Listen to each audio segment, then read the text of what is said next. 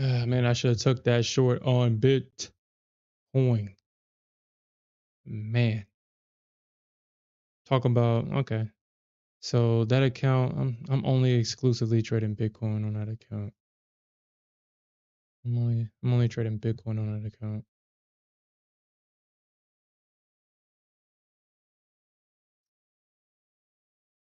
Yeah, sucks.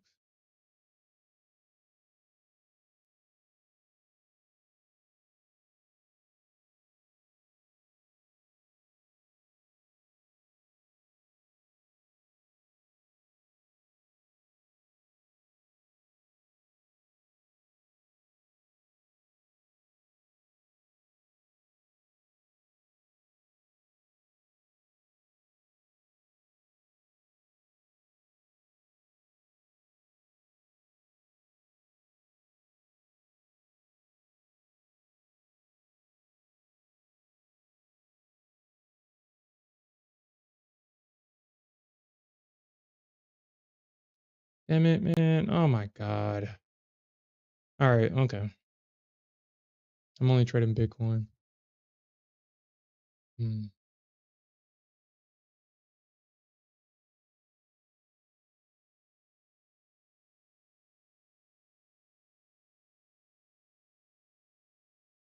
Dude.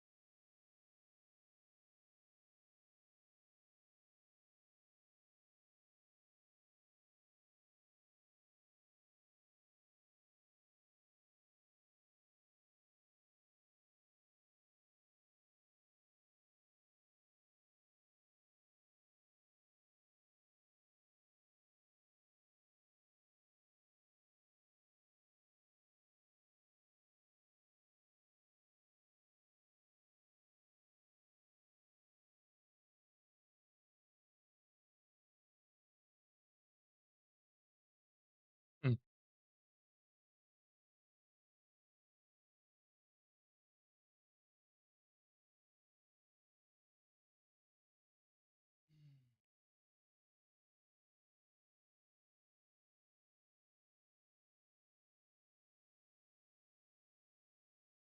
Hmm. That is interesting. That is interesting.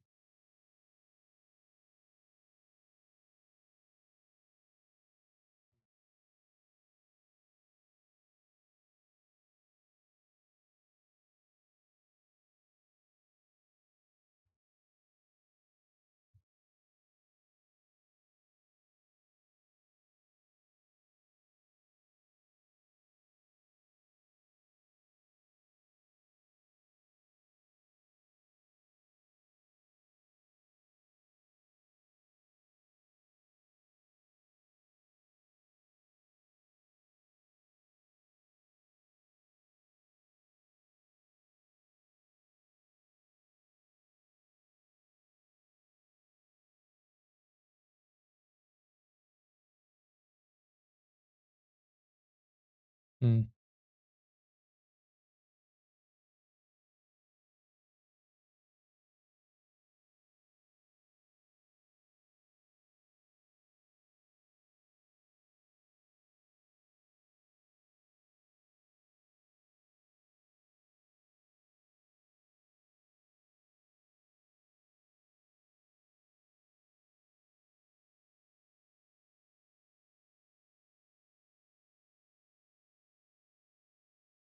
Yeah, less risk too.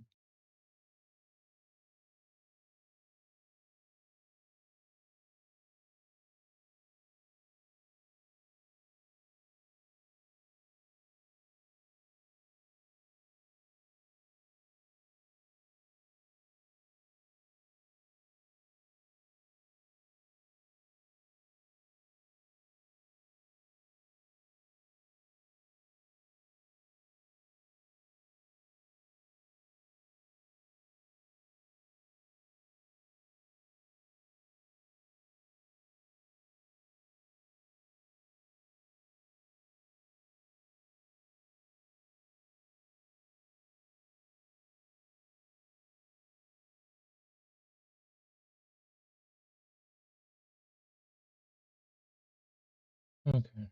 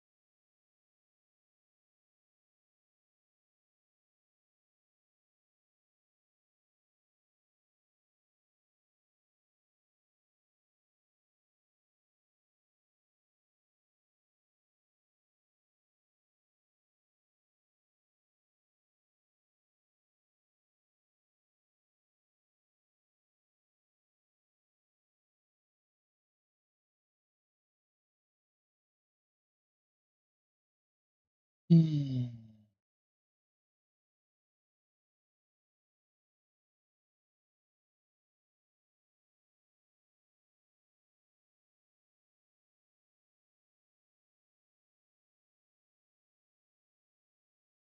Hmm.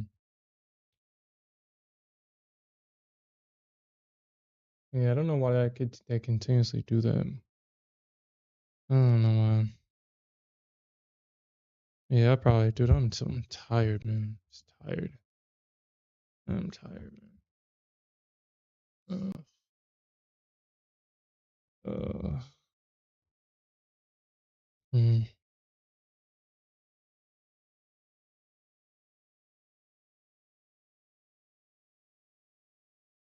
mm.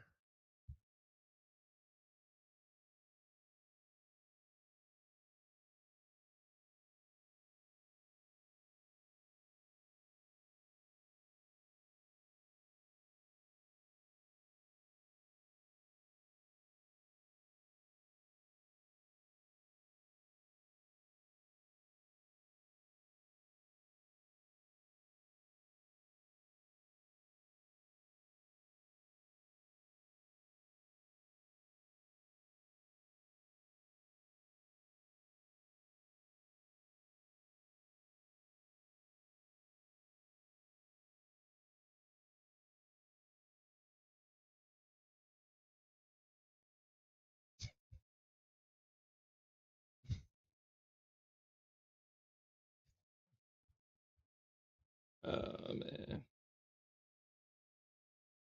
Mm, mm, mm, oh, yeah.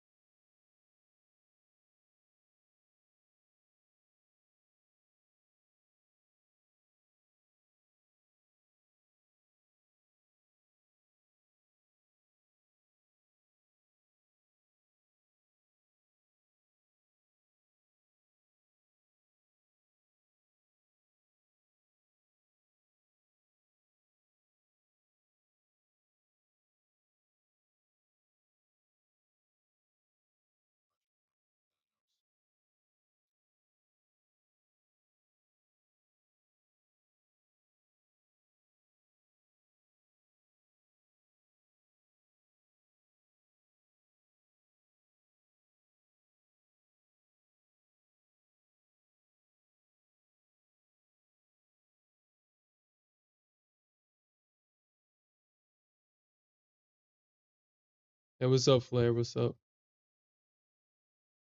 I think we're gonna have another slow night. I took a stab at a short, and we'll see if it works. If it doesn't, then eh, we'll see if it works. How'd you do today, man?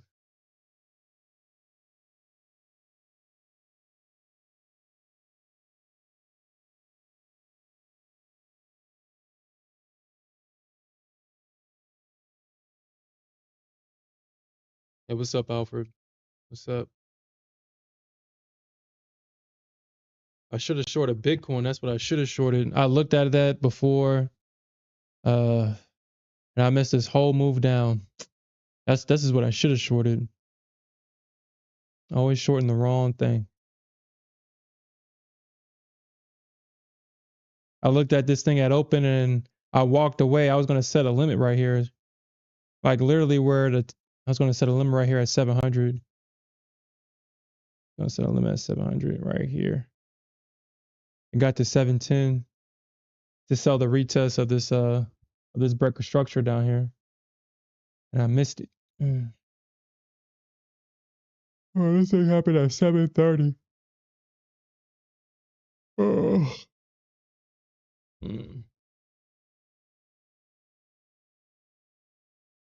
Yo, congratulations. You said I look stressed? Dude, I don't know, man. I look, for whatever reason, I don't know why. I just been tired. Guess I'm just not getting I don't know. Feel like I've been doing the same thing at the gym. Maybe it's the gym. I don't know.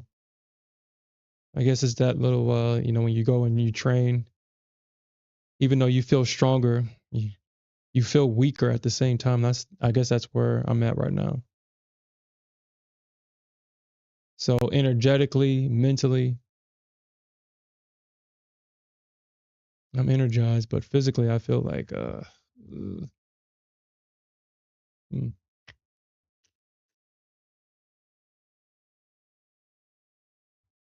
Well, actually, no, never mind. Obviously, I added a couple of sets to my workout. Never mind. Of course, yeah. I just thought about that. I just added a couple of sets, added a couple of reps. Went up on a couple of things because it's time for me to go up. So I guess it's just my body readjusting to all that.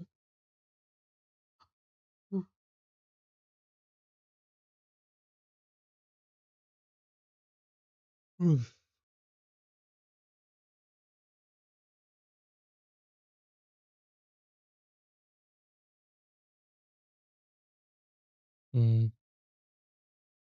So what are you looking for tonight, Alfred? Are you waiting to see what happens tomorrow morning, or are you still in this long? And what about you, Flair? Y'all guys in this long, or are y'all guys looking for shorts? I mean, I might be in early on this one. I do see that there's a bunch of orders at 350 on Bookmap, but my heart of hearts tells me that's a spoof. But if it's not, then I want to scale in right there, and I have my stop here at 379.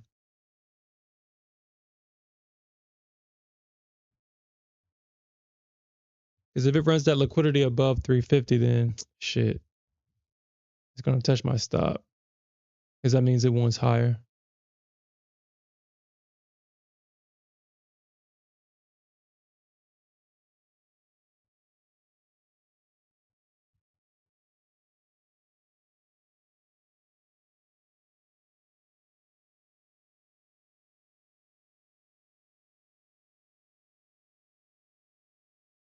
That is so funny. And bourbon by what has been. Wait until tomorrow. Yeah, that's probably the best option. That's probably the best option.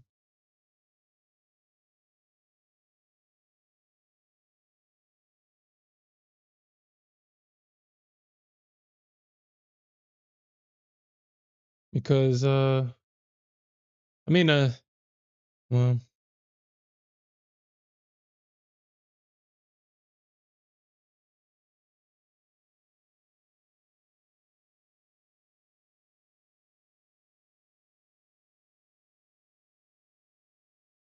mm,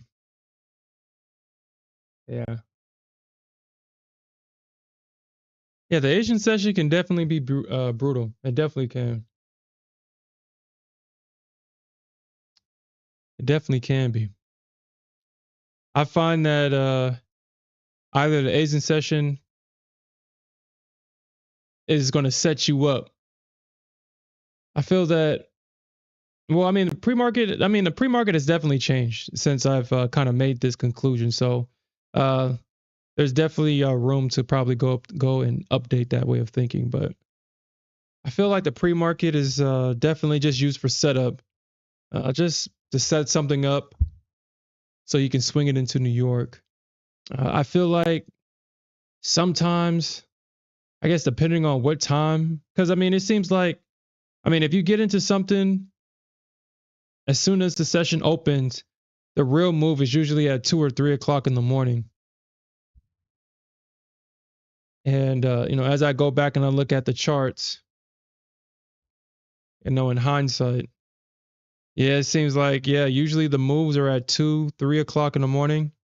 And if you was in short, I mean, or long in some cases, you'll get caught and used as liquidity. Yeah, so this move happened at 10 o'clock. But boy, if you didn't take profits at these lows as soon as the market opened, damn, did the market run up.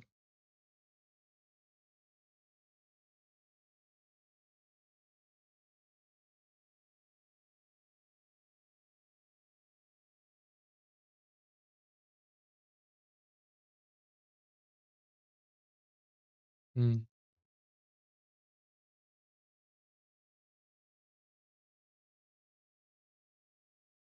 Damn, really? Mm.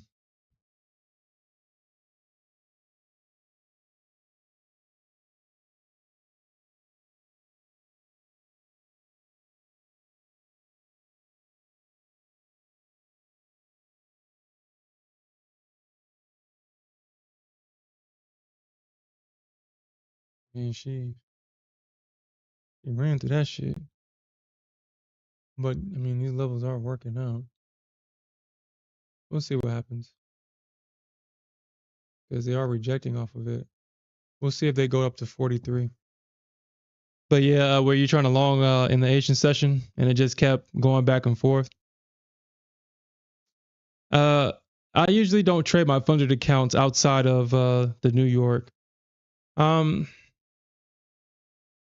there are some cases where I will trade before the session opens if I see a setup in a funded account. But I'm just like you. Outside of an eval, I'm not going to set up. I'm not going to trade anything in the pre-market unless it's a super setup.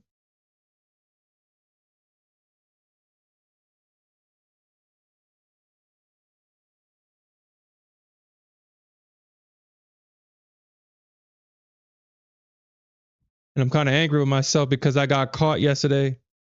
I got caught. Well, I'm not angry with myself. I'm not angry. I mean, I took a trade and unfortunately this time it just didn't work out. It just didn't work out for me. I got caught in this. So I was shorting this thing, obviously. And I got caught in this crap. I got caught in this crap right here. And yeah, it wasn't pretty because I was heavy. I didn't expect for them to bounce it here. So as it came back up, I shorted it, and obviously, I was in profit. Actually, I was in the gym. I mean, my take profit was at like 55. Yeah, it was like around like 55 or 54. Yeah, I remember my take profit was around S4, and I went to the gym. And when I came back from the gym, I saw that it almost reached my target. And obviously, price was up here at the time. And I held thinking that, okay, well, with this drop, I held it. And I'm thinking, like, okay, maybe it'll keep going down. Maybe it'll keep going down. Yeah, it didn't keep going down. I got caught in that crap. But I was able to catch that weird move on the Nasdaq, which kind of saved my account a little bit because I was down a lot more. But this little pop right here saved me for whatever reason. Like, I don't know what the hell happened. I don't know why it happened, but I'm glad it did because I got long right here. And then this little pop happened at the end of the day. And I was in about 20 contracts on the NASDAQ, and I was able to get my target hit on this one, which completely, actually, it hit my target. And because of the volatility, I got filled up here versus my target being down here. So that was awesome.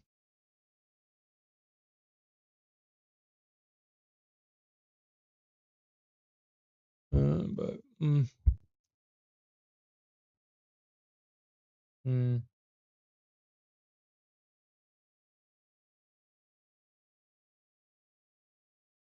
yeah, yeah, dude. That's why, like I always say, like, man, Smith got some balls, man. Not only does he copy trades, he trades heavy size.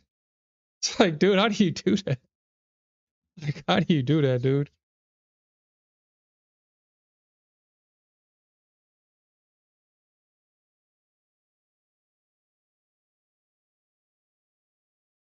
So you say you had a TP at 295 with 4 minis, and the NQ popped higher. Were you short? 295, 295. Hold on. So you had an entry at 295, is what you were saying, with 4 minis. Yeah, if you got that pop, yeah, congratulations on that because yeah, I don't know where the hell that came. Yeah, he was long. Yeah, I almost made the mistake of going short here, but I was like, nah, this shit's about to go long. This is going long. I mean, I was short on the ES, so obviously my Nasdaq long working meant that my ES short was going to be obviously negative. But I guess that's my fault for getting greedy at the end of the day. Well, I wasn't greedy, like I said. I was in this trade before I went to the gym, and I guess because I was up about, so I was in around like what 62, 63, 62, and it got down to 55. So being up, I guess I didn't really want to close the trade, and I thought that, well, obviously my hopes and dreams for 45, once they double bottomed here, I mean, obviously it just told me that obviously the market wanted to go higher. Um, but I figured that it was going to be a trap, honestly. Figured that they was going to sell it here. And when they kept popping it up, I was like, well, let me just short it. But yeah, obviously. I mean, the day was weird. I mean, obviously, when you look at the price action, it's kind of obvious that the bulls low key had control, even though the structure was bearish.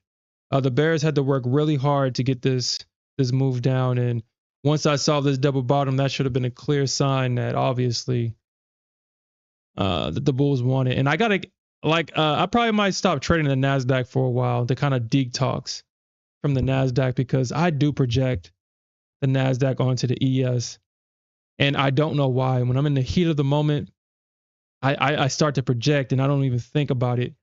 But obviously, with the Nasdaq, will trade through a double bottom like it's nothing. But the ES doesn't trade like that. That's why y'all guys will hear me always remind myself that this is the ES and not the Nasdaq, because I'm projecting the Nasdaq onto her. And sometimes when I have my orders above a wall of resistance or a wall of support and have my targets underneath it, that's just the Nasdaq in me, obviously. But um, I really got to stop doing that crap. I really do.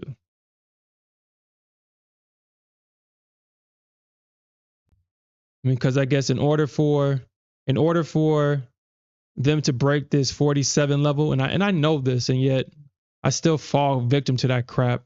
Like they would have to bring it up, and then they would have to short it like somewhere in this area for it to break through this level. And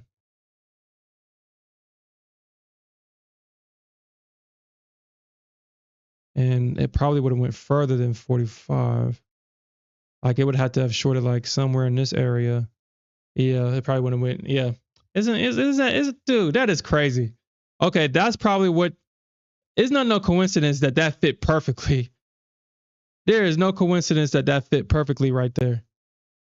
That fit perfectly. I think that what was supposed to happen today. But because the Bulls were so aggressive today, the Bears weren't able to finish that rotation down because I guess if they weren't that aggressive, we would have probably saw this move right here because it fits so perfectly into this trend channel.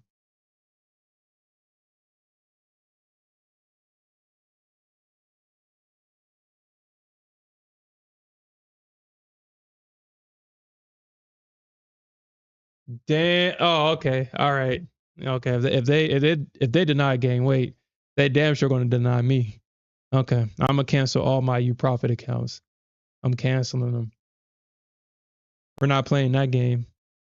I'm not trading U Profit anymore. U Profit is on the do not buy an account list.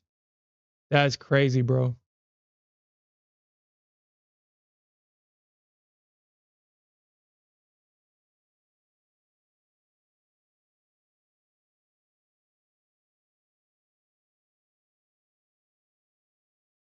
How? Hold on. What the hell does that even mean? Like, what does that mean?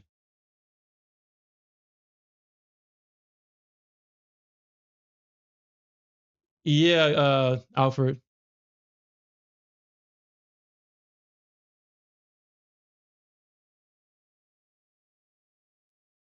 So Flair. So I mean, a lot of people say that. Well, a lot of these aren't indicators. The only indicators that I have on this chart right now is obviously the pivot points and the volume profile. And well, okay, so the EMAs, the trend indicator, the volume profile, and the pivot points. These rectangles and these lines and everything else are just chart drawings that I have on the chart. These are all drawings. So I think I have like maybe 4 indicators on my chart right now.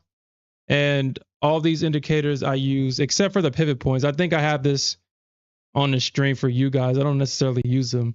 But honestly, I think I should start because, especially on the ES, they are so accurate sometimes. They are so accurate sometimes.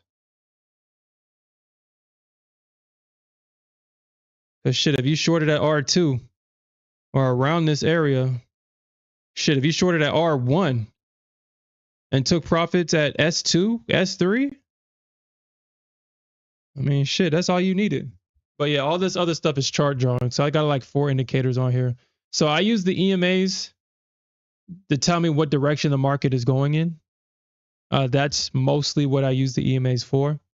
I'm not looking for them to cross. I'm not looking for them to do backflips or whatever. I'm just looking. I just use the EMAs with price action. I want to see if they're sloping up or if they're sloping and they're flattening out. I want to see what direction they're sloping in. And I want to see price. I want to see market participants use them as support and resistance. So I know that I'm on the right side of the market. That's what I use the EMAs for. This trend indicator kind of helps with that.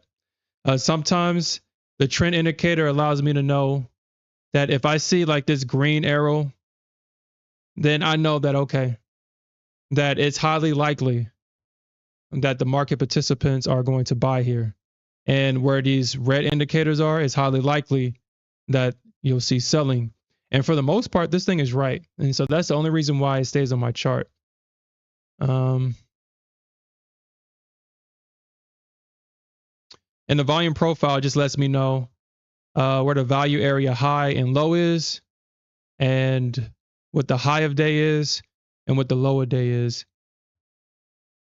So all these indicators kind of give me different pieces of information that I can put together that I use so I can catch tops and these bottoms, because that's all I want. I want to catch these tops and bottoms, baby.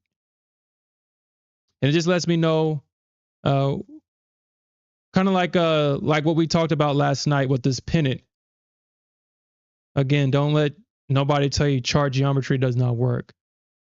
Because as soon as price broke out of this little pennant thing right here, we got this move down. And it looks like the ES is about to sell off too. Honestly, I probably should sell this thing, but I won't.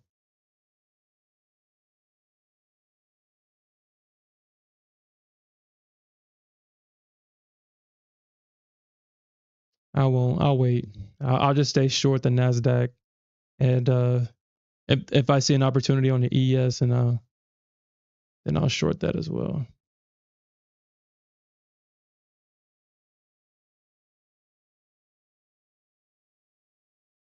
I'll keep this trenching on.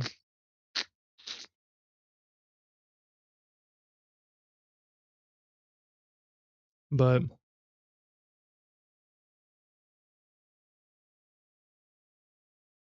Obviously, with the Nasdaq, I don't keep. The only thing that I keep on the Nasdaq is just the ranges, and that's it. And I just want to see the high and I want to see the low. I find that the value area, high and low, doesn't necessarily work on the Nasdaq. It doesn't mean anything. Point of control doesn't really mean anything on the Nasdaq. I haven't seen it mean anything. Price will trade right through that shit. So it's just information that I just don't need on the charts.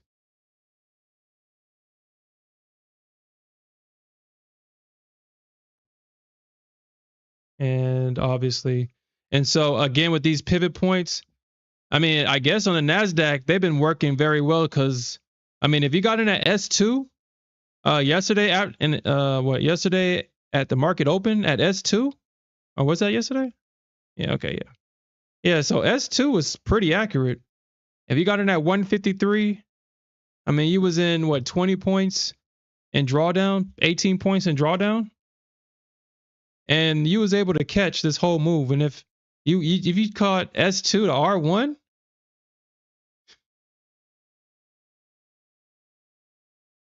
obviously price went up to all the way past R3.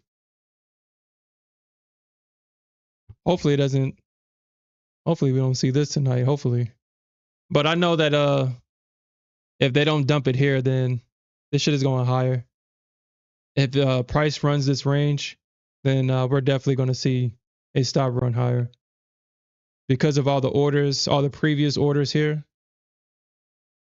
Because this is all-time highs, and from all-time highs, we got this big massive drop, and then the market had this big massive recovery. So I expect for there to be some sell orders here to at least get a drop. Not a reversal, but a drop, obviously. What, 257?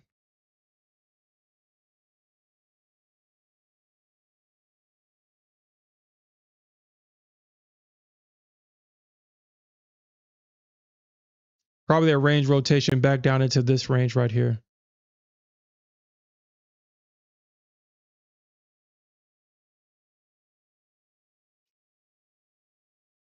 Mm.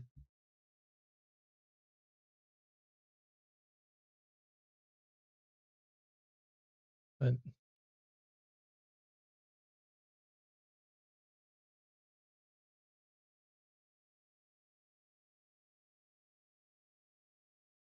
oh, well, we got to find that game weight. We got to find what you said. Where you say it at? You speak Spanish? You said it in the Spanish chat? You said it in the Spanish chat?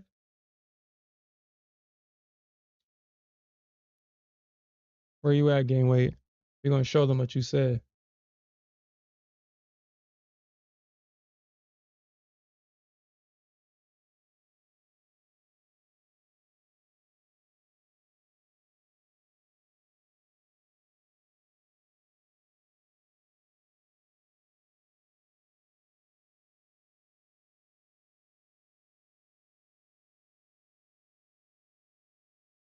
Well, now I know not to trade with you, Profit. I can't believe that. That's so crazy. That's so crazy.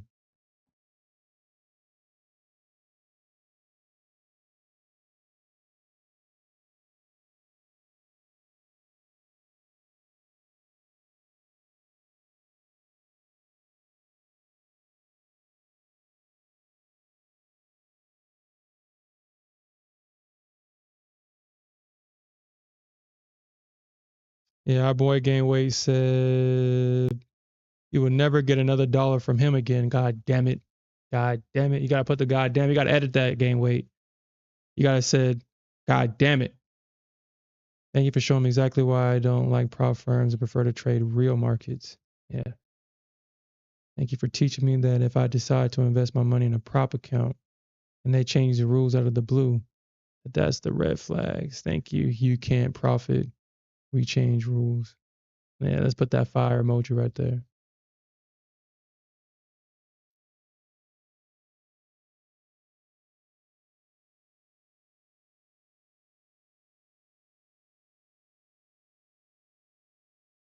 There we go.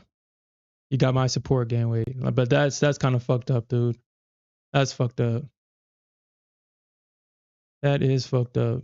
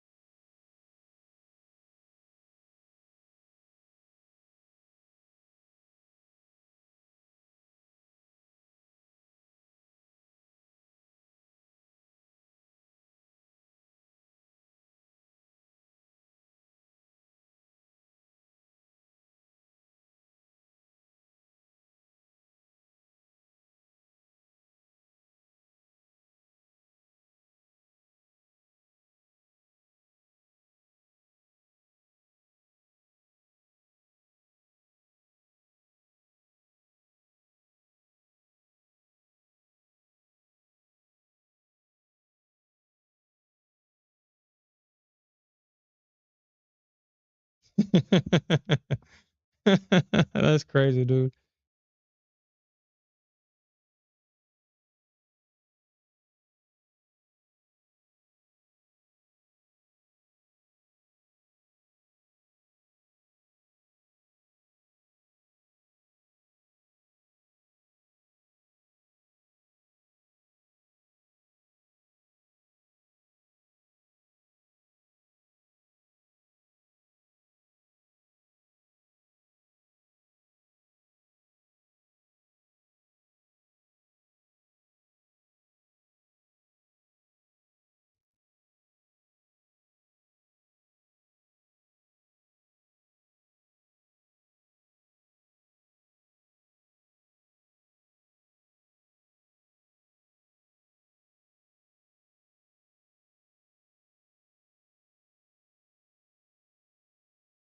Hold on, is that hold on, who's this? Is that Fab girl? No. Okay. Uh,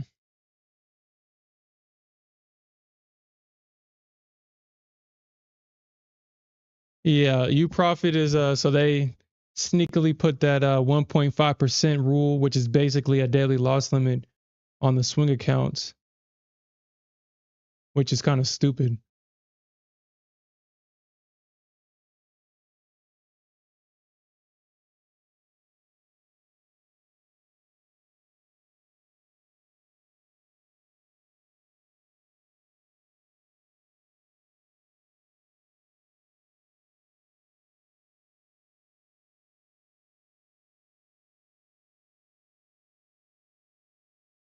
You see, and stuff like this, a trader shouldn't have to worry if their payout is going to get denied or approved. If I reach the fifth day and my account balance is of such to where I can request a payout, then yeah, I'm going to cancel all my accounts. I was going to give them a chance, but I'm no longer going to trade with you profit and give them any money. That is just crazy. That is absolutely crazy. Hey, gain weight. What account size did you have? What account size did you have?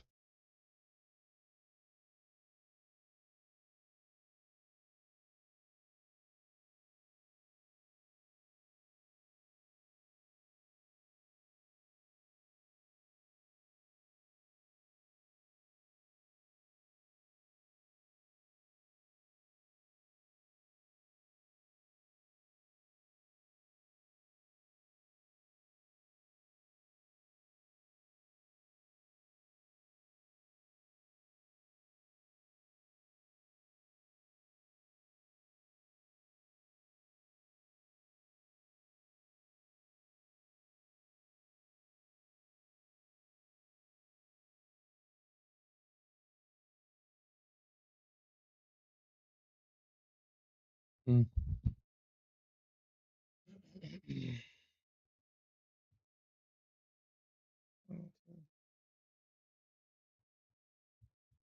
That's basically 50%.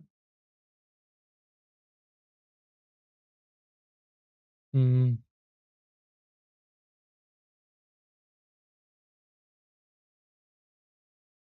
See, this guy has to find out tomorrow if he's going to get approved for his payout or not. Yeah, that's crazy.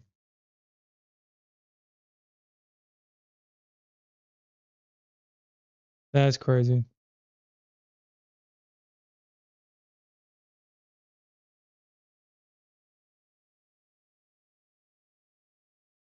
This guy had to triple check all his trades before submitting for a payout. Yeah, that's crazy.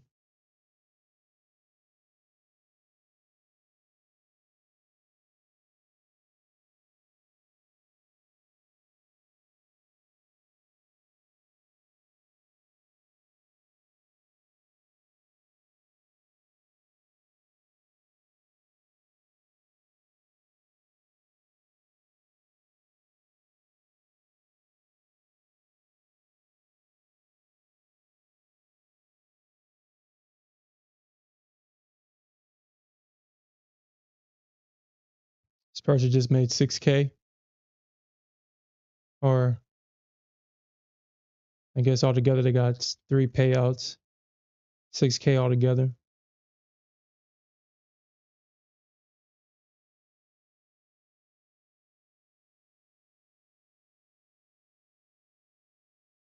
Yeah, okay. All right. Yeah, I'm not yeah, that sucks. That sucks, man.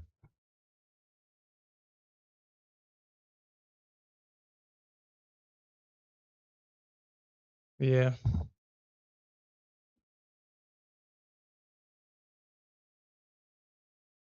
Hold on. How the hell does Okay, so I see a lot of that. How the hell do you charge back an a charge on your account? How the hell does anybody do that? Because doesn't the bank ask you if you agreed to it or not?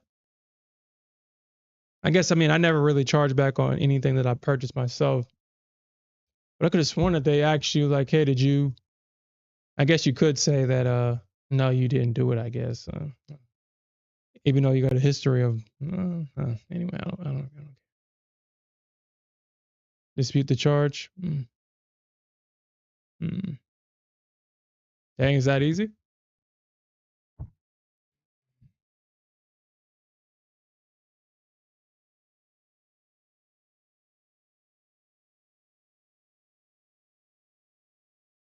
Yeah, I want to trade Bitcoin, but it's not that serious.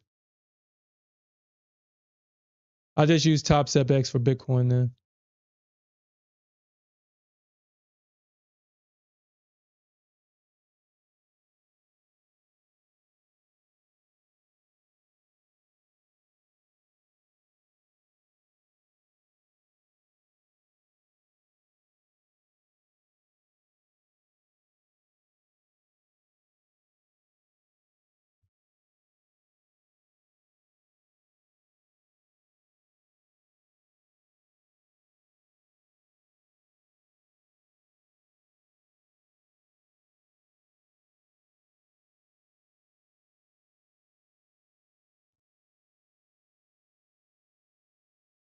I can understand.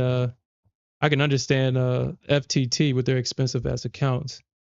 They were never going to be successful like that. You're not going to get somebody, a gambler, to gamble all those accounts for $700 and then they blow up and then they'd be okay with that. You're not going to get people to be okay with that.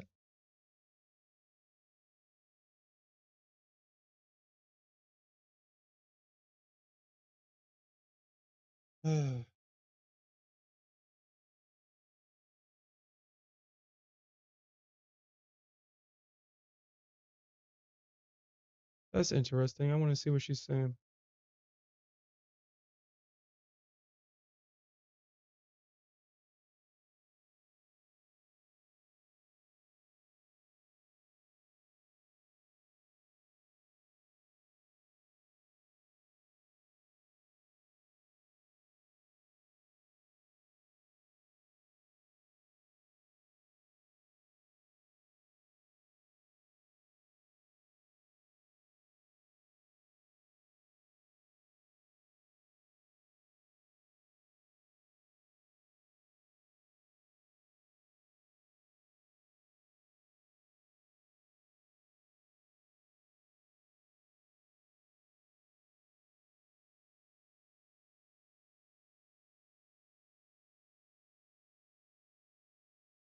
Yeah, they got out there and they voted all right. They just didn't vote for you. All right.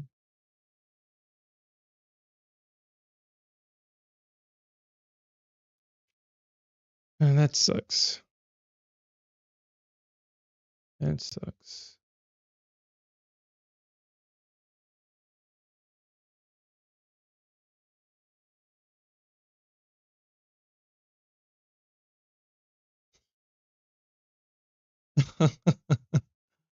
Oh man, you can't make that kind of crap up, man. You can't make that kind of crap up. Thanks, NQ.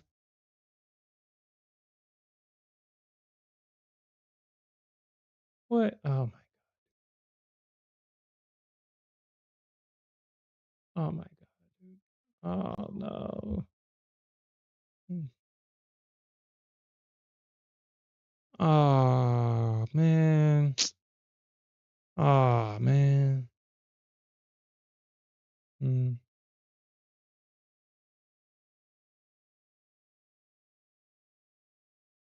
mm,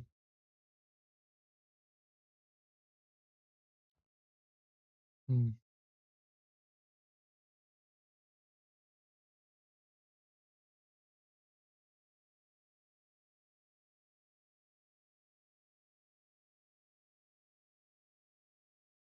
mm.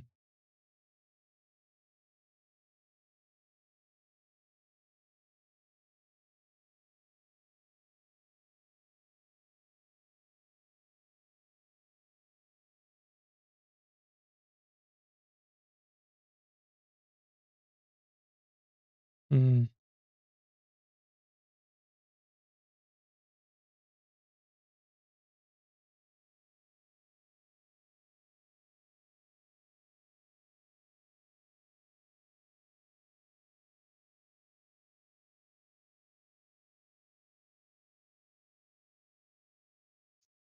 Well, that might have been it. It just took out all-time highs, so we just made all-time highs tonight.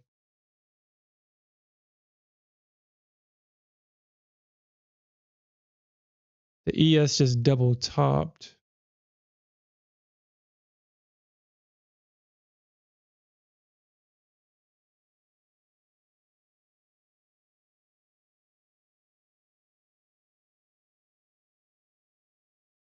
Mm.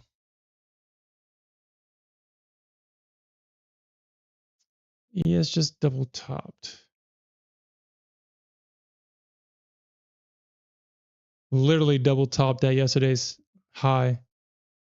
Literal double top here. Mm.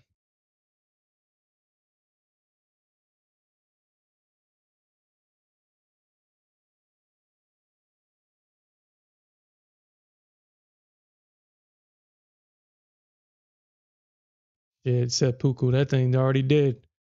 We 5 points above all-time highs. Dude, ES really stepped up this year. The ES has been making all-time highs every single day, it seems. It seems like this thing has just been making all-time highs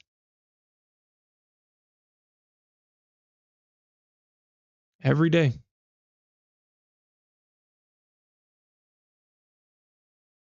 We just made all-time highs yesterday or November 28th, whatever day this is.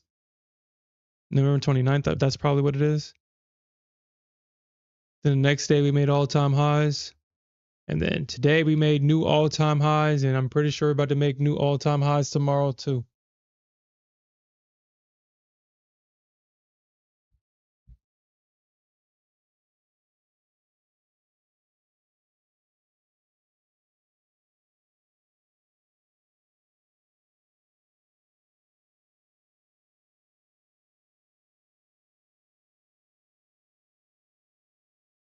Oh shit, man. I've been blew that damn. I've been blew that damn. And they're not gonna pay me out on this account.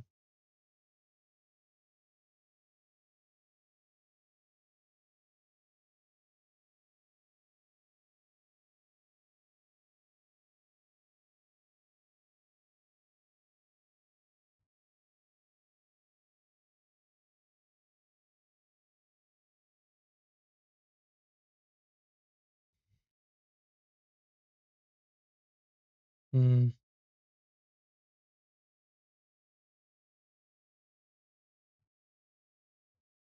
Okay.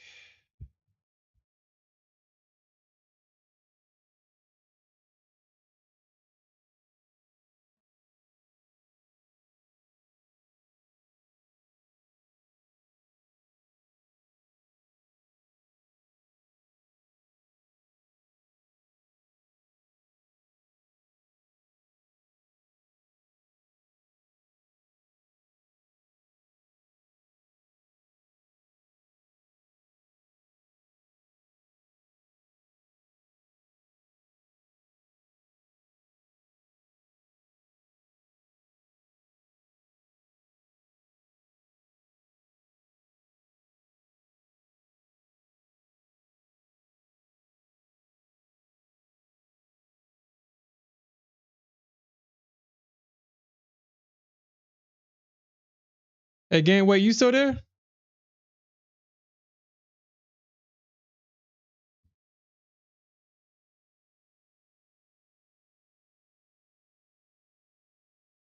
Dude, I am so curious. How the hell did you make it unfair for other market participants?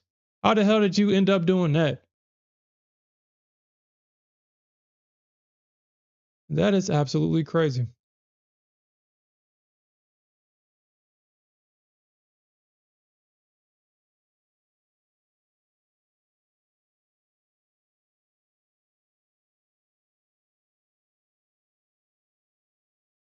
Hmm.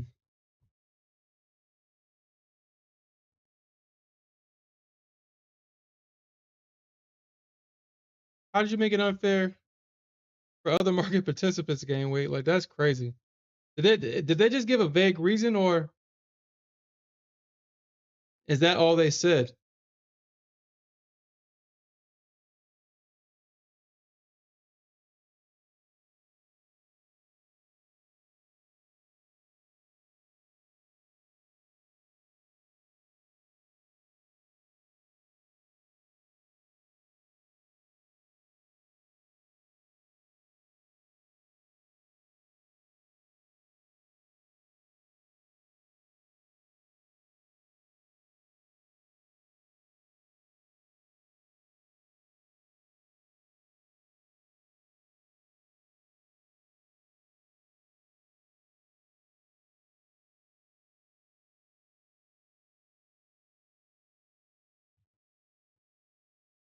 Hmm.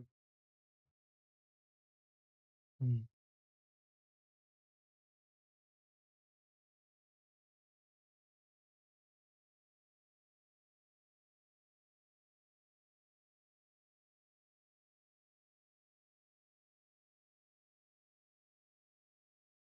Yeah, tomorrow probably the last day.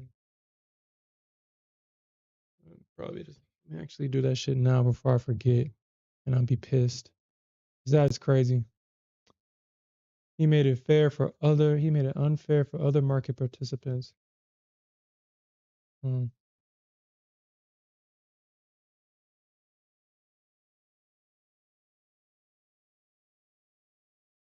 Nah, probably, but I don't need that. I mean, I don't need it.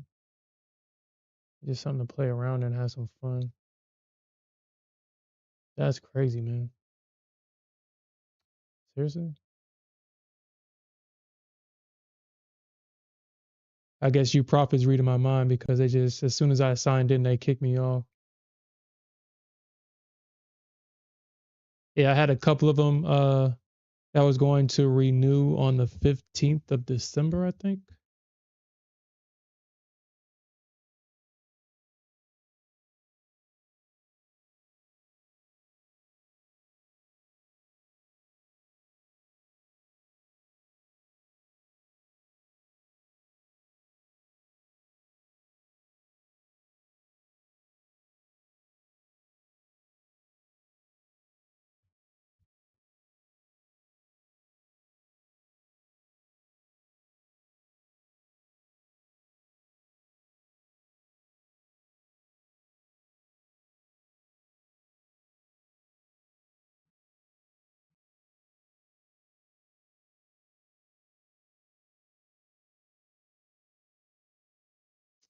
All right, you prophet. I'm never like, dude, if y'all guys can believe this, so I had a couple of accounts.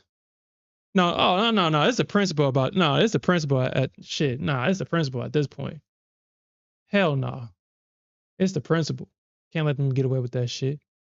Can y'all guys believe? Well, it's not hard to believe, but so all of my accounts that I had with the original price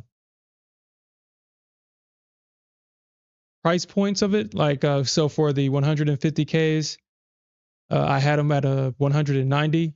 Did you know that you profit just canceled all of those subscriptions? They expired every single one. Huh. Yeah, if that, nah, I can't let them get away with that one. I can't let them get away with that one.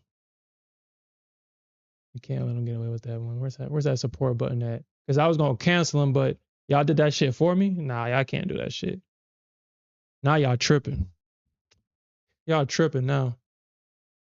Yeah, I know, right, dude? It's crazy. Like they literally expired every single one of them. Expired them. And I know they can't do that. Like, dude, how can you do that? How you gonna cancel somebody's subscription that's something I didn't cancel? How the fuck can you do that?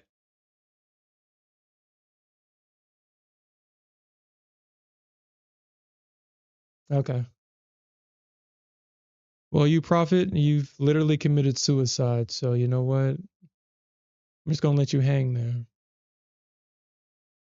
because it's crazy. Like that is like the most craziest thing. I still have my $4 accounts from Top Step. Was that like a year ago, 2 years ago? How long ago? How long ago that was? For them $4 accounts, and I don't trade not one of them. I keep them in a perpetual cycle, and Top Step hasn't even canceled not one of those at all. So it's crazy that nah, where's that support button at? That's crazy. Uh, that's crazy. Okay,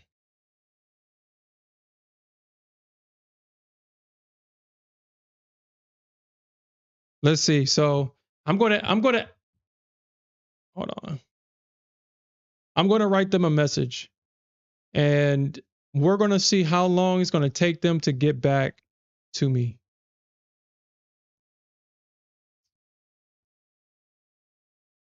All right, so I'm gonna. Uh, all right, so I'm going to show you guys what I'm gonna send them. So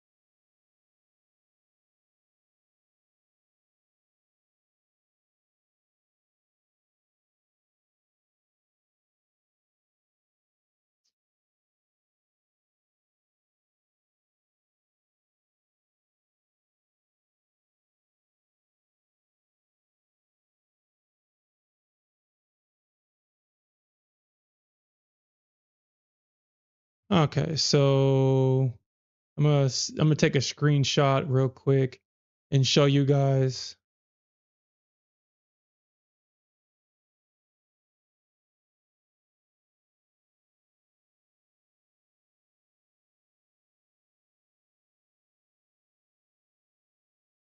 because that is absolutely crazy that they literally expired all my accounts, yo.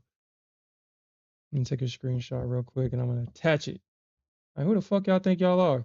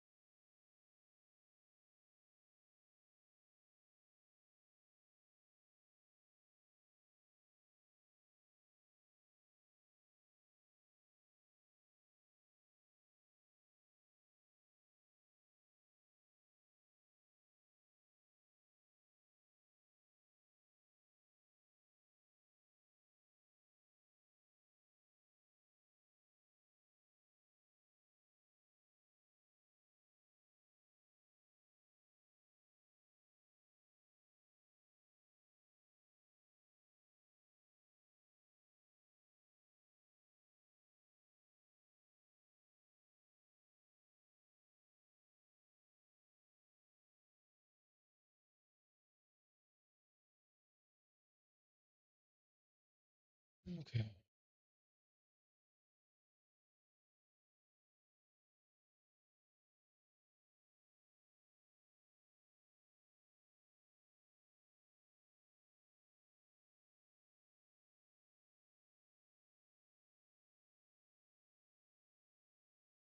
Hmm.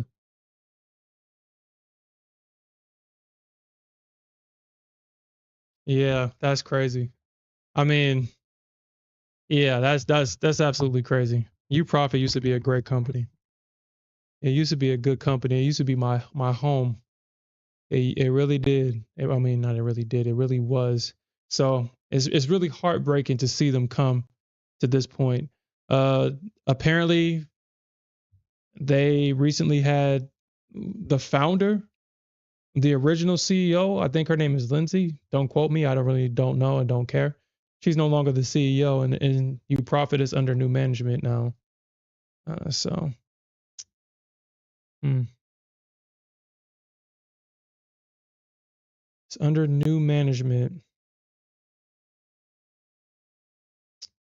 I'm surprised. I mean, I mean, unless she sold the business, if I don't know. I mean, if I created something, if I built something from the ground up, and I'm allowing somebody else to run it. I mean, this person, this new CEO, whoever this person is literally running the You Profit name, brand, reputation into the ground, and I really don't know why the the original owner is allowing this person to do that. Like, that's crazy. I mean, unless they sold the business to somebody else. I mean, that's the only thing I can think of.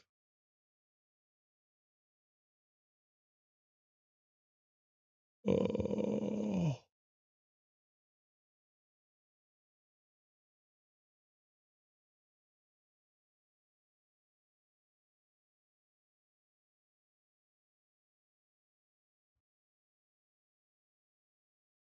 Mm,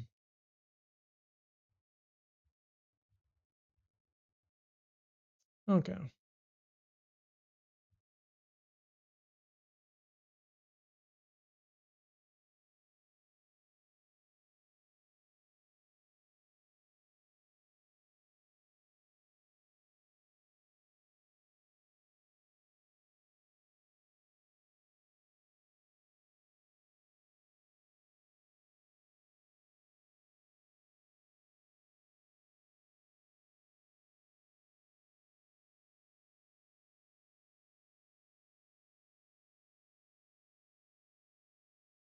All right. Let's see how long it takes for them to respond. I don't expect a response, but let's see. Let's see what they say. Because I mean, now, I mean, that account at the time was so expensive. I think it was like 190 per account. I mean, I guess that was decently priced, 190 an account, and now it's like 450. So they're like, oh hell no, this guy needs to pay the full price. Who the hell he think he is, not paying the full price? And I specifically bought those accounts ahead of them actually raising the prices. So it's the principle at this point.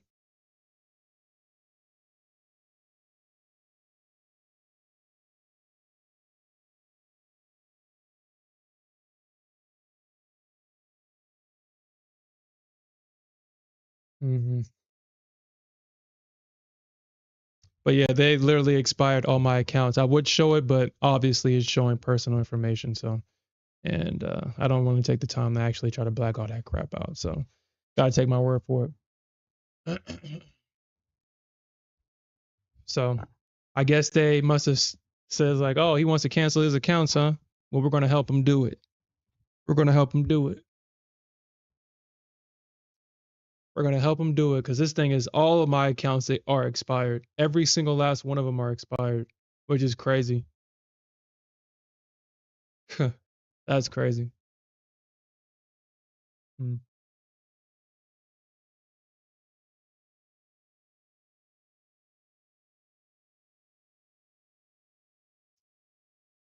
Dude, if they drop this thing now, after it didn't, well, actually, it missed me. My bad. This thing missed me. Mm.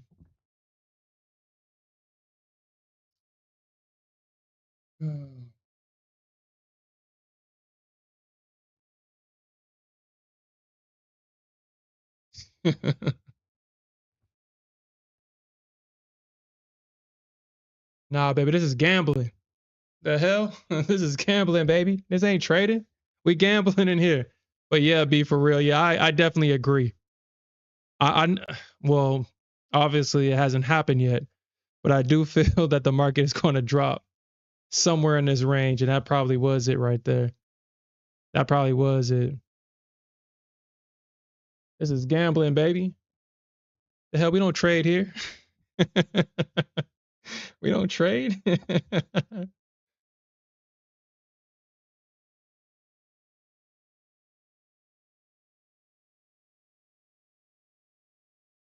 uh,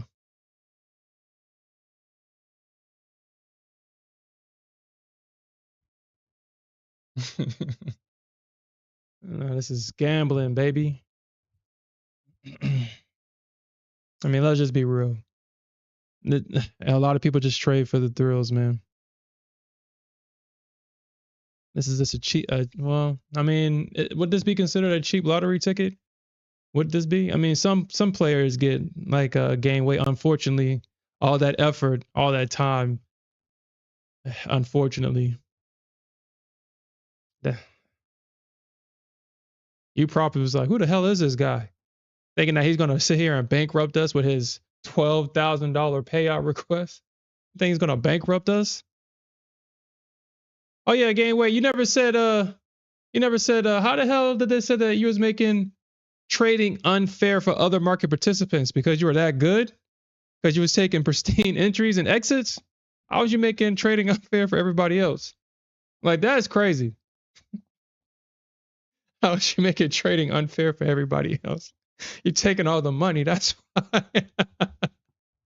Gain weight taking all the sim money. And you're making it unfair for everybody else.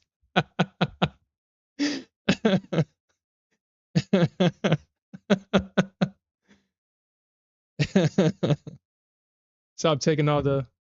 It doesn't specify. Yeah, that's so stupid.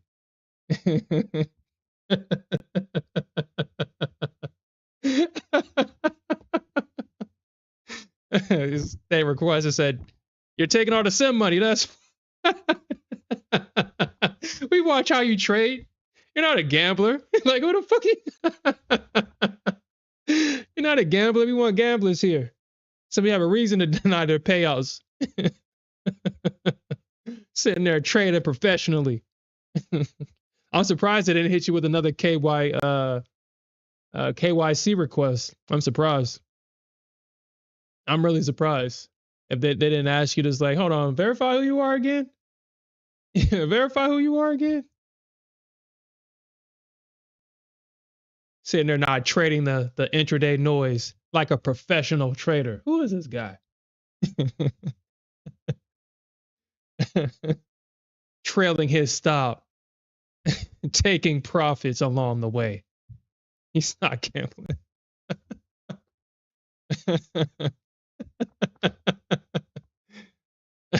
Know your customer. I'm surprised they didn't hit you with that. I seen something on YouTube that I forgot what prop firm that he was using. As soon as he became a profitable trader, consistently profitable, taking like big payouts according to him, they hit him with a KYC again, and they bullshitted him saying that he didn't fill it out right, so now they had to terminate his account and banned him from quote unquote opening up new accounts and shit like that. Yo, if a prop firm ever hit me with that, it was like, okay, cool, you can ban me, that's fine. I'm just gonna use a proxy. That's it. Can't ban everybody, right? Can't ban everybody.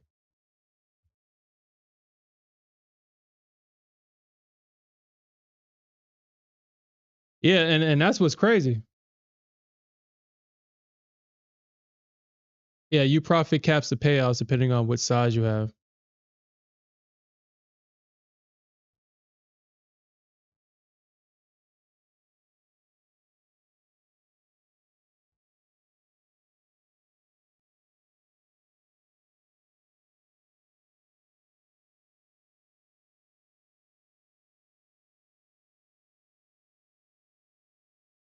Hmm.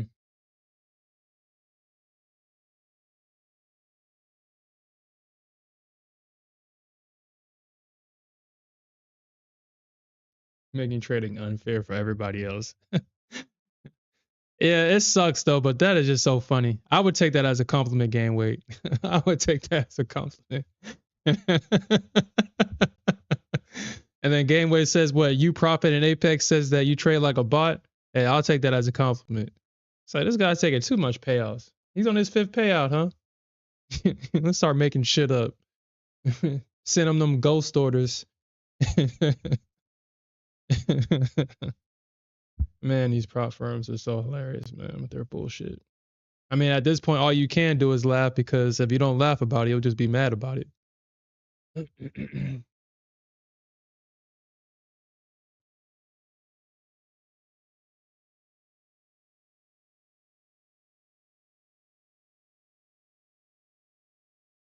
But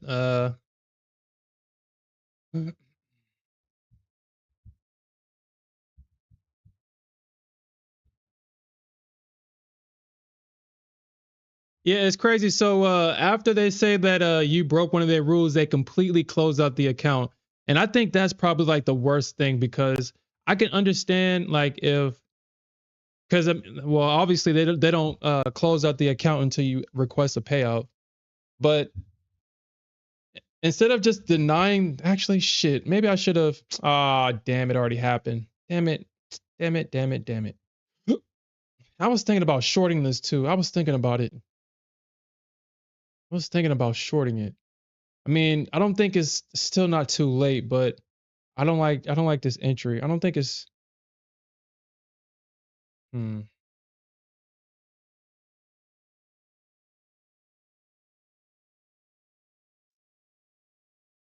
hmm.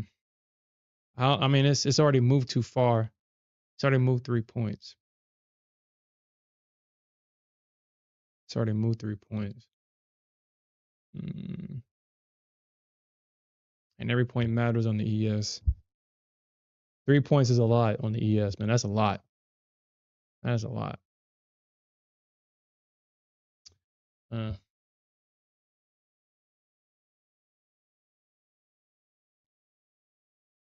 yeah, yeah, yeah, yeah.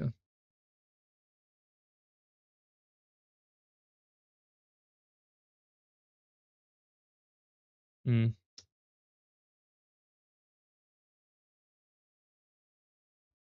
I mean, that's all I was kind of using you profit for kind of like gambling. Not gonna lie, I sit here and say that. I don't know. It's like every time when I think that, you know what? I mean, obviously in my funded account, so I trade those completely different, obviously. But I mean, I just prefer to gamble. It's just fun that way. I mean, these trading these, I mean, especially with MFF with their consistency rule, that is no joke. You really can't lose. You really can't. You really have to manage your risk on both sides, your reward and your risk. With these cheap accounts, and a lot of people can't do that. Um, I mean, like I say this a lot, but those accounts, those are rules that I just don't break. I have specific areas where I get in with those accounts. I have specific exits. It's the same every time. It's repeatable,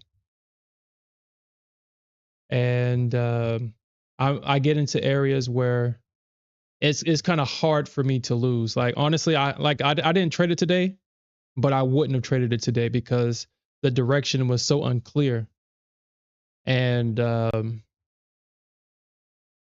taking a loss in those accounts is just it's devastating. It adds more days that you have to trade. Like I hit daily loss limit on one of my accounts and it added 3 more days to my 3 more days of trading in that account.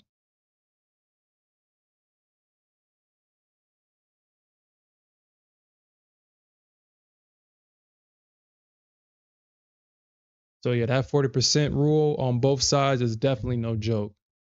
And so I have to trade that one like perfectly, perfectly in those accounts.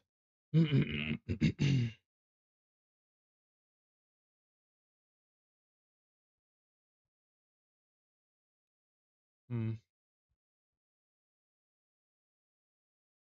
You said that you can't stand it. What can't you stand about it?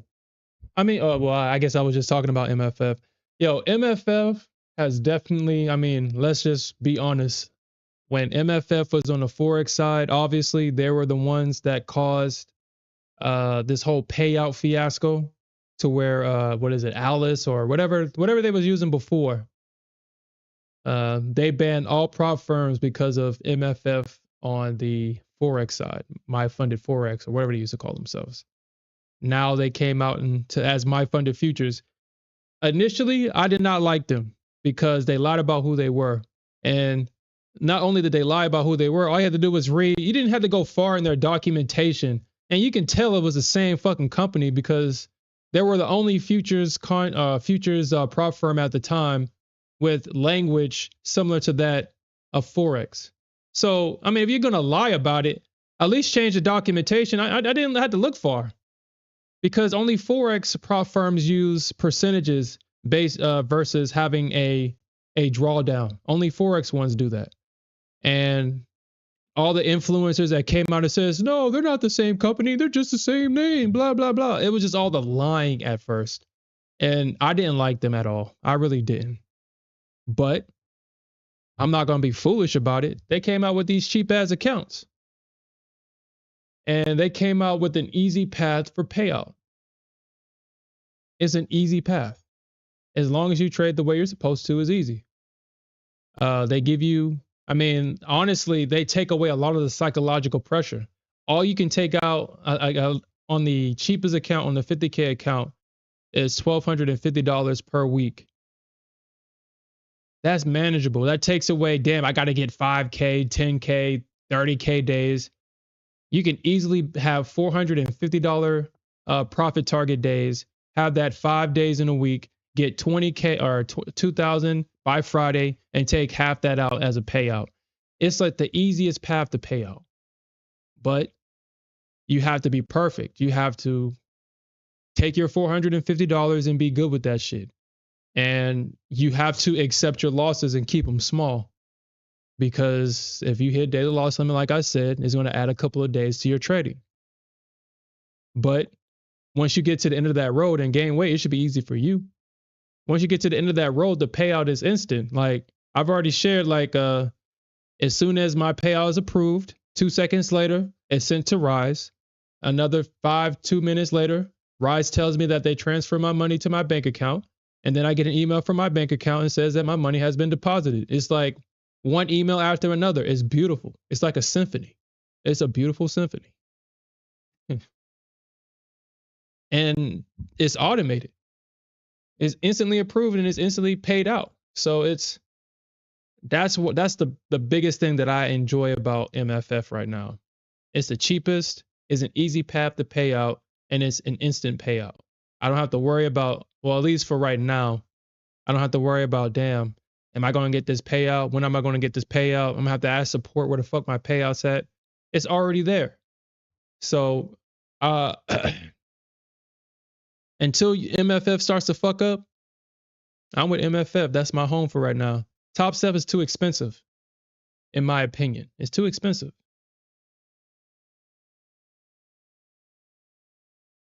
There's nothing wrong with Top Step, but I mean, just in comparison to what MFF is offering right now, it's expensive. If Top Step were to have certain accounts to where it can compete with MFF, then I will consider going back to you. I mean, I feel like they need to have the activation fee make more sense, like how You Profit used to have theirs. For like their 50K account. Like, dude, I shouldn't be paying no $150 activation fee for a freaking $2,000 account. That should be like what's $100, $180 to $100.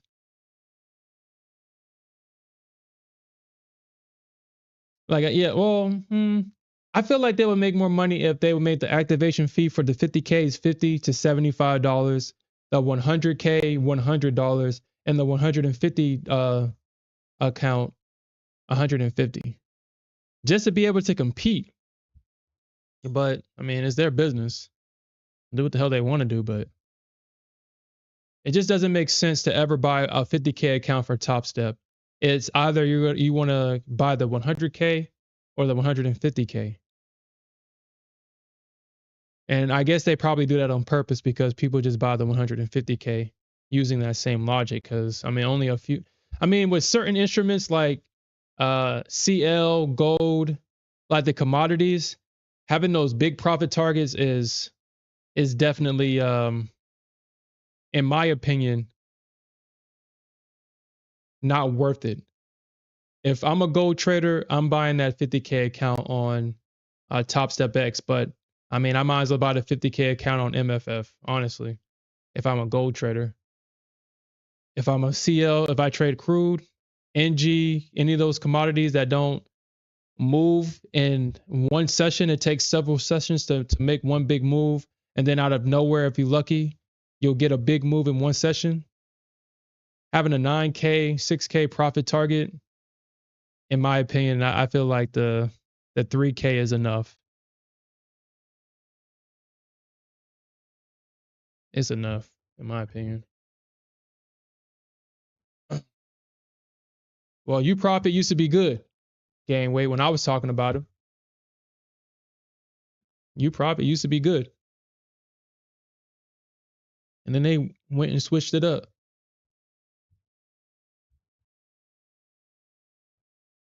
Mm,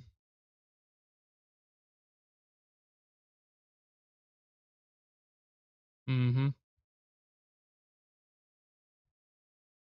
Yeah, so like, yeah, in my opinion, I feel like MFF, Top Step. Like I said, I don't like take profits. I don't like their funded side. I really don't know why their funded side is like that. I mean, people like that, I guess. I'm just not one of them.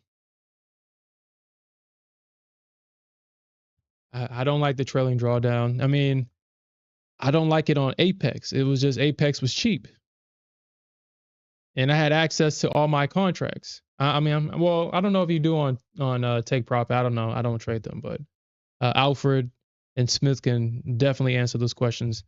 But Alfred and Smith have both taken big paydays from that prop firm. They probably got an Alfred alarm now too. Be like, yeah, this guy Alfred, we're gonna keep a close eye on this guy. Alfred's been killing it over there at Take Profit, killing it over there.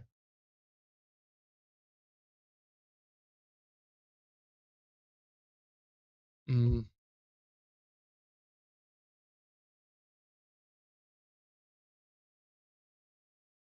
I might, I am considering actually trading some of my Top Step accounts. I do want to get on that leaderboard though. I think that would probably um motivate me to kind of just really build the account up over there at Top Step. I kind of do want to be on that leaderboard though, but I don't want to be on it so bad to where I'm spending $300 for one account. That's $300 on at MFF gets me what, two accounts? No, about three accounts, almost three, three and a half.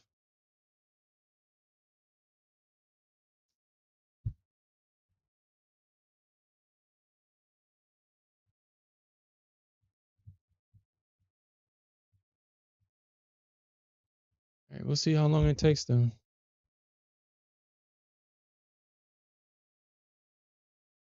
Bastards.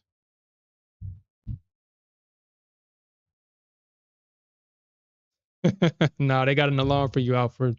You're taking too much money from them. I'm still convinced that they had that 10K rule for Smith. I'm still convinced that they had them because man, Smith was killing them, man. The first time when Smith went overseas, like, he's taking about 50, 60K from top from take profit. Probably more than that. He's taking about like, yeah, he's man, like every payout was like 13K. I was like, God damn, dude. God, cleaning them out. uh Smith was in this situation. I mean, he's already shared this with you guys. I'm just going to remind you of what he shared, but he actually wrote on on Trustpilot as well. When they originally had that you can't trade more than 25 contract bullshit rule that they had, and if you did, they was going to close out your account. Now, they did that to Smith, and they closed out his account, and I think I forgot how much he had. They gave him 13K, so I think he might have made like 26 or 30K over there. And I think they paid him half, and they still closed out his account. I think they asked him to take down the review on Trustpilot, and after they paid him, he did. But they literally closed his accounts because he traded more than 25 contracts, and that's both sides, opening and closing. They finally got rid of that rule though, because I'm pretty sure they was losing a lot of money with that rule. I don't understand who even came up with that and thought that that was actually going to fly. Like, why you think something like that's going to fly? You're going to take away somebody's funded account because they scalp and they trade momentum, and you think they're going to say, "Oh shit, well, I broke a rule. Let me start over and buy a new account with the same guys that just closed my account out." I wonder if they actually think that that's how we think, and that we're idiots or something like that, and we're just so addicted to gambling that we'll come back and they can treat us however the hell they want to treat us. Apparently, that's how they think over there at UProfit. They think they can just deny payouts and people are just going to keep buying accounts. They have they have the audacity to raise their prices after doing that.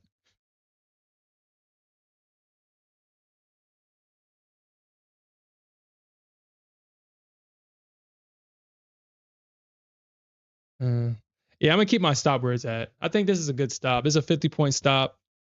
I'll lose $450 if I lose on this one. I'm gonna keep it where it's at. Either this one is going to shoot up or we're going to see a rejection here. There's no in between. So there's no in between.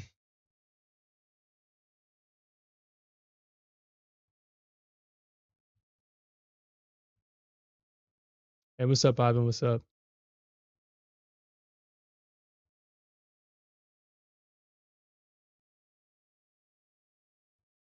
Yeah, I think so too, honestly. Because Take Profit was, I mean, it is a decent prop firm. It's just just has that stupid trailing drawdown on the funded side, and that just never it just never sat right with me. You know exactly what you're doing with that. You know exactly what you're doing. You know exactly how like, I mean, just think about the emotional, psychological aspect of how they got their eval set up for newer traders, obviously. More experienced traders that obviously that knows what the hell they're doing. They probably don't even notice this, but just think about this. They have you trade for 5 days. It used to be more than that, obviously, before Apex came and changed how prop firms conducted business. I think it used to be 10 days before. And you would trade 10 days. You would have to flip contracts, and just think about after you reach your profit target. And I think not only did they have the 10 days, you had a consistency rule too. So you couldn't make more, you couldn't make a certain amount each day, kind of like how Top Step used to be. With the because Top Step used to be what, like 30%, 20%. I remember on the 50Ks, you can only make like $750 a day. Anyway, that's not the point. So not only did you have to trade 10 days and you reach your profit target, you're already waiting to get into the funded account. So they make you wait. And then as soon as you get into the funded account, they tell you that you can get paid the same day. And on top of telling you that you get paid the same day, they put a stupid trailing drawdown into it. So just think about the psychology of the trader after they waited 10 days to get into the funded account. They can get a payout on the first day, but there's a trailing drawdown. That is a recipe for disaster for a lot of new traders. And in my opinion, that's shady. I mean, it's business, obviously. But they know what they're doing. They know what they're doing with that crap. At least Apex is up front with it. It was like, yeah, I mean, shit, you're gambling. We're a gambling company. We're a casino. It's cheap. Take it or leave it. I mean, you can respect people. You can respect when someone says, you know, it is what it is. Take it or leave it. And they give you the choice to accept it or not.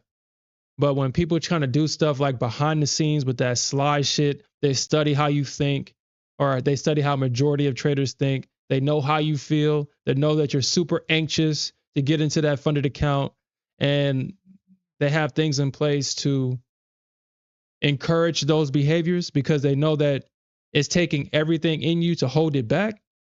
Yeah, stuff like that I can't ever get behind. I just can't. Just can't. And that's why I just never like when Smith trade, I was like, dude, I don't even understand how you trade them or why. But he's been getting paid out. So I mean he's been beating them at their own game. Alfred's been beating them at their own game too. Apparently they think gain weight's a bot. So they stopped paying him. Gain weight, all the prop firms are just gonna ban you.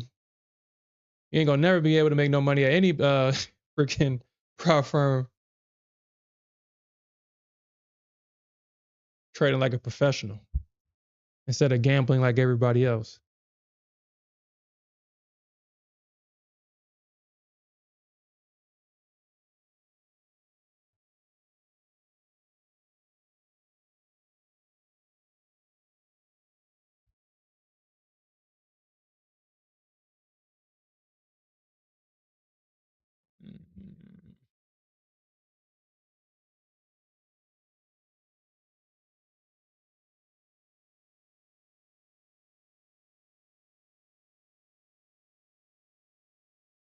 Yeah, they're probably trying to get see. That's why I didn't want to. That's exactly why I didn't want to do that. Hmm. Yeah, I'll probably get off at 10 o'clock. I mean, we'll see. We'll see what happens here, man. I mean, if they break this, if they break above this level, if they break all time highs and keep trading higher, yeah, this shit's gonna shoot up. We'll probably see like 412 or 430 tomorrow, 450. Probably see like in a four, yeah, probably like 430, right where R4 is. If this thing shoots up, if price finds support above this range, which honestly, I probably should get out of this. Honestly, I probably should because I'm pretty sure everybody and their mom right now is shorting this, and that's probably exactly what everybody's doing right now. Is shorting all-time highs right now.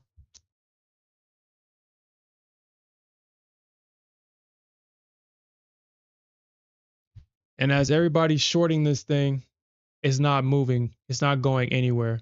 Yeah, this thing's gonna probably continue to go up. I should probably get out of this. I'm only down $48 right now. Hmm. Hmm.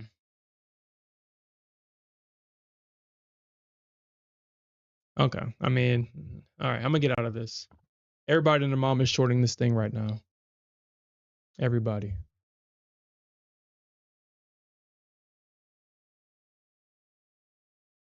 Mm.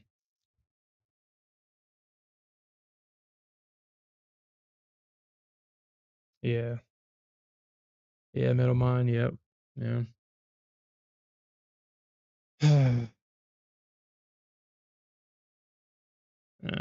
Actually, let's look at the volume right now. Let's look at that.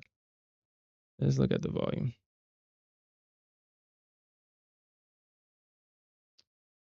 Yep. You're absolutely right. Only 43,000 contracts are being traded right now on the Nasdaq, on the micro Nasdaq. 43,000 contracts are being traded. And boy, how time flies. We got 12 days left on these contracts. Isn't that interesting? We got 12 days left on these contracts. We literally got 2 weeks. And then you already know what happens after we get that new contract. We get a gap. And damn it, I'm not missing this one, dude. I'm not missing it. As soon as that new contract becomes available, I'm longing. I'm full port longing that shit. Actually, I need to look that up and seeing what the new like when the new contracts are available.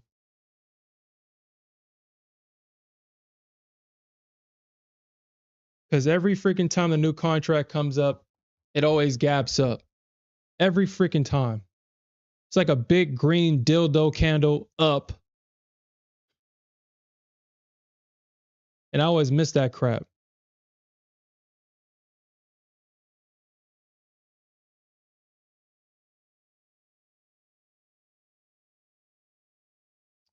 Oh yeah. Yeah. Yeah, with the market analyzer, it shows you the daily volume. Yep. The daily volume. Mm.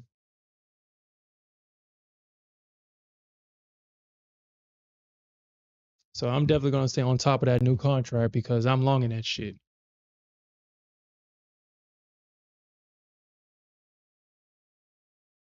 Now, shit, I'm a bear at heart, but I know not to ever short a new contract. I already know that. And wherever the new contract, so let's, as an example, for those that are not familiar, I mean, you should be at this point, but for those that are not, if let's just say tomorrow's a new contract or the new contract is available or people start trading the new contract, and because it's so low in liquidity, when people start buying, I mean, it really goes. And let's just say that the new contract gaps up to 430 and this contract is right where it's at right now. You can bet your top dollar that is coming up here because that's a trend that I've seen with these contracts. It doesn't matter where the okay, I mean, as a better example, let's just say that price was down here at 21,125 and the new contract opened up at 430. Right when the contract is expired, if this contract goes up to 560, somehow, some way, price finds its way all the way up to close enough to the new contract every single time. I've seen that happen this entire year with the new contract going into the old contract going into the new one, and they're closing right at the same price level.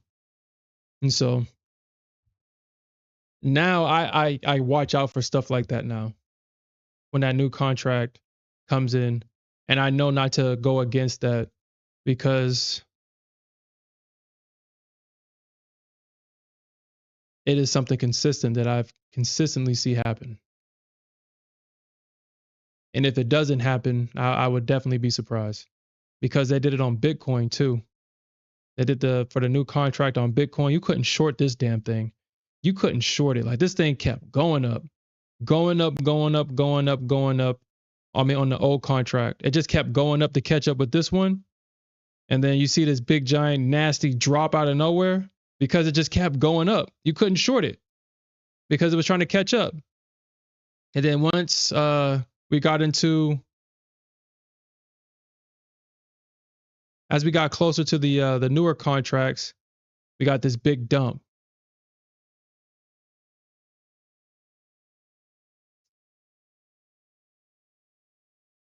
Yeah.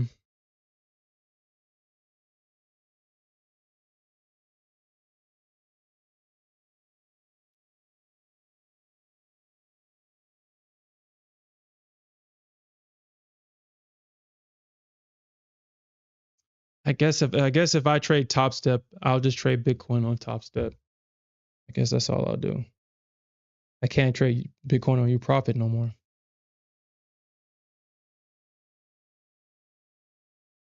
Mm.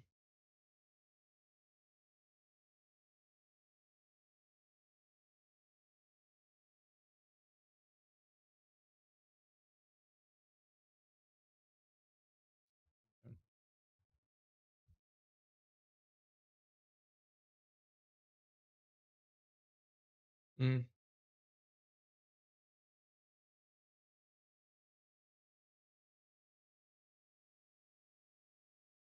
Yeah, she's not gonna go to sleep no time soon because she took that nap. She definitely took that nap, so my daughter's not going to bed no time soon. And kids, I swear, if you don't love them, you'll just adopt them. I swear. Uh, I put my daughter down to take a nap earlier today, and I was doing the NA meetings, the NA meeting video, and I was like, man, as soon as I'm done, man, she's getting on that potty. She's getting up because she playing around. She's not taking a nap or nothing, and she did that the whole time. And as soon as I was done, That girl was fast asleep. And as a parent, you're always stuck with the decision. Do you disturb a quiet child, or do you get them up because they're supposed to be up? And you already know what I chose. It's like, shit, I ain't gonna disturb no quiet child. I'm gonna get some damn peace.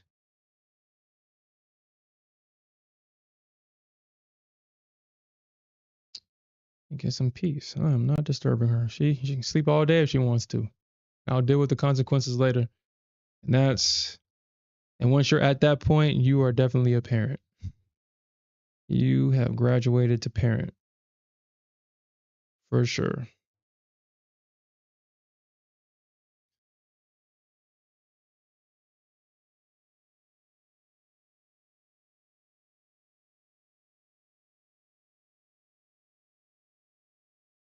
Stay at home trader dads. Uh, uh,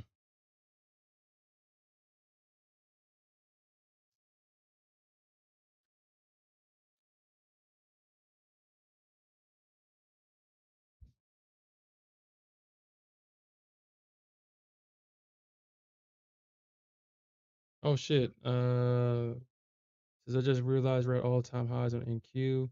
I was looking at a 3-month chart, and only real pullback was 22 cents. Everyone on social media and regular media is think we're due for a good 25 to 30% pullback, probably in the start of the new year. Yeah. All right. So Smith just sent me a message. Did he just? Oh, he sent me this message earlier. I just saw this damn thing. Uh, I do believe that once Trump gets inaugurated, we'll get that traditional market dump, and it has nothing to do with Trump. It has everything to do with every time there's a new administration, we usually see the market begin to sell off, making a big, big pullback.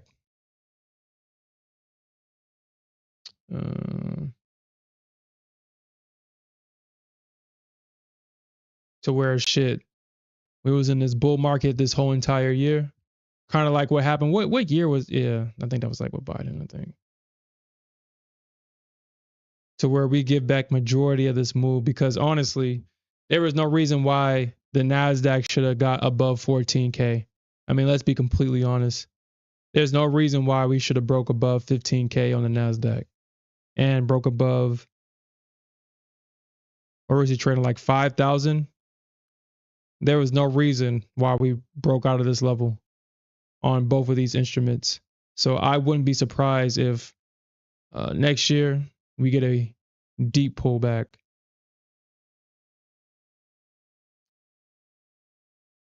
But at the same time, I know it's not going to happen obviously instantly. It's gonna, like, dude, I should close out of this.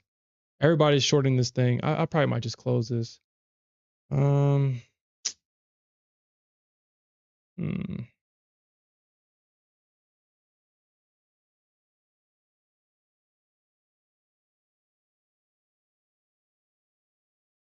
No, I'll keep it. I'll keep it. I'll keep it. I'll keep it. I mean, if I get stopped out, I get stopped out. And then I'll just trade the turn. I'll keep it.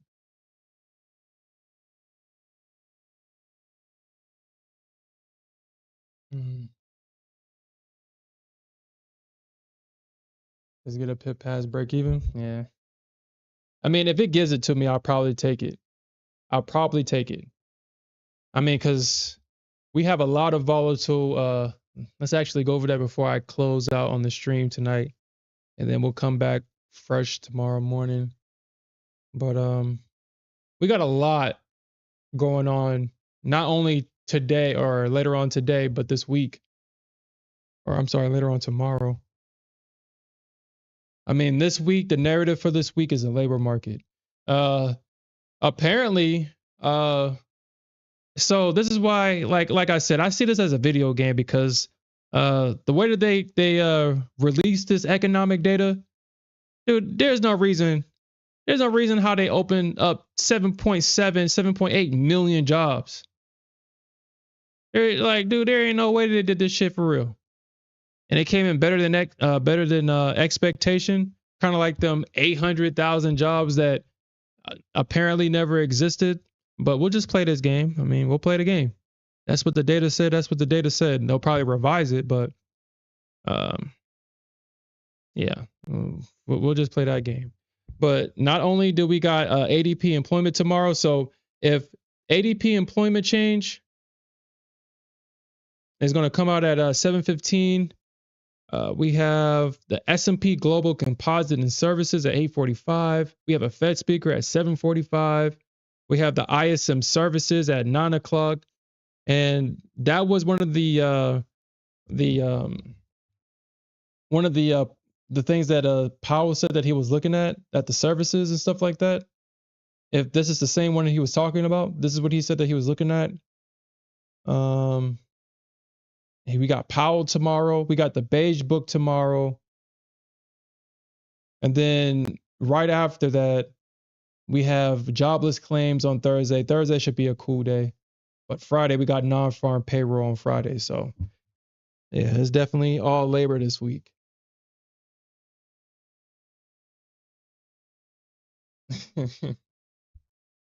Yeah, dude, like that data is obviously massaged. I think that's the correct term they use.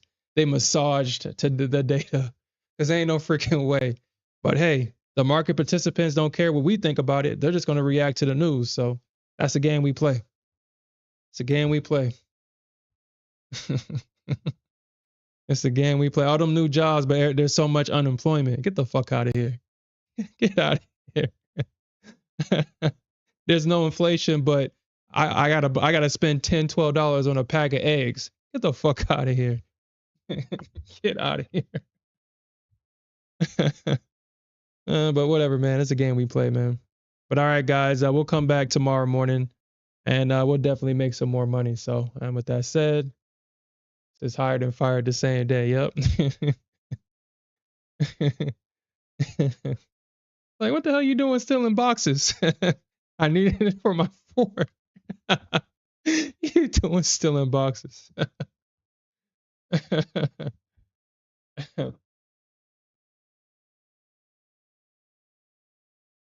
Yeah. Yep. But all right, everybody. Oop. Peace out.